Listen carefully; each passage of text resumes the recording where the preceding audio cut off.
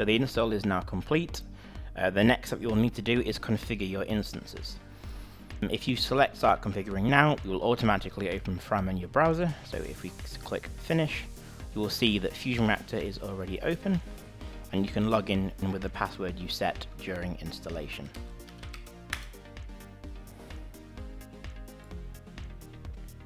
In this video, I'm going to cover using FRAM, or the FusionReactor Administration Manager.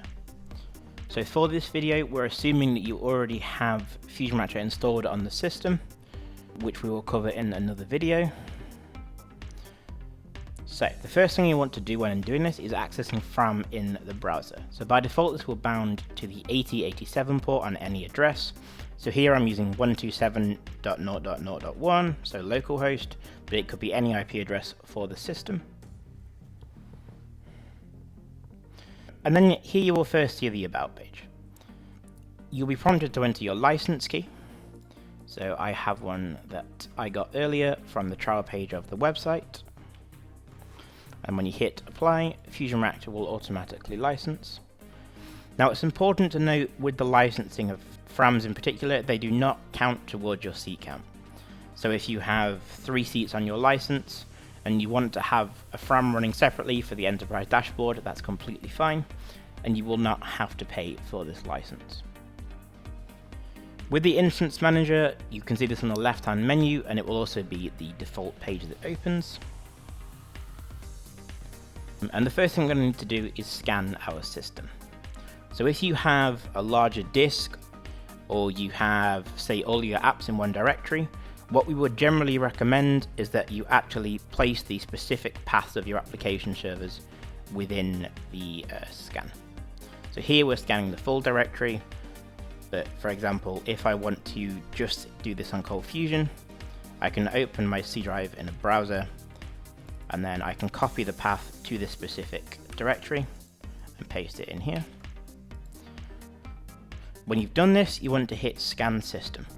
And this is going to search the application server or the directory specified and look for indicators of a supported application server. If it's supported, you will see it show up on the menu below when it's complete, like we have here. So I can do the same for my Lucy instance. For example, if I find my Lucy path, I can again paste this in Scan Servers, click Scan, and it will appear in my Instance Manager. We now have our application servers, and the next thing we need to do is actually configure FusionReactor. And we do this by clicking the plus icon in the Instance Manager, and this will open the configurator. So in this first screen, you're going to enter the instance name, so it's Lucy 5 by default, the port, and the access to this port. So by default, it will listen on all addresses, but you can limit this, and you can also disable the external web server if you choose to. Clicking Next, you're going to be prompted to enter the instance password. So each individual instance has its own password. Clicking Next, you're going to be prompted to say whether you want this server in the enterprise dashboard.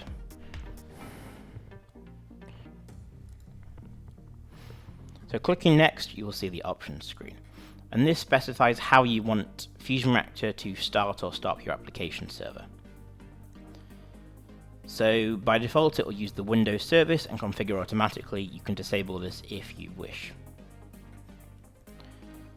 So you're going to see an option for Restart Server here. Now it's important to note that if you specify no, this will mean the application server is stopped so we can configure it, but not restarted. So at this point, if you click Next, your application server will be stopped. If you do not want to do this, you'll have to come back at a later date and perform the installation. We're going to choose to restart our application server. So now it's all configured, we just need to click Next. And we're confirming our settings. And now FusionReactor is being installed on the server. So depending on the application server, this can take a bit of time. If your application server startup is, say, 30 seconds, it could take 30 seconds. So now it's complete. We'll see we're back to our Instance Manager page. And you'll see our instance is now running.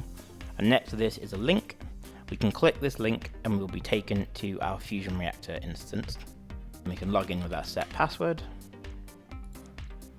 So on our instance manager, we have the ability to stop, restart, or reconfigure your FusionReactor installation.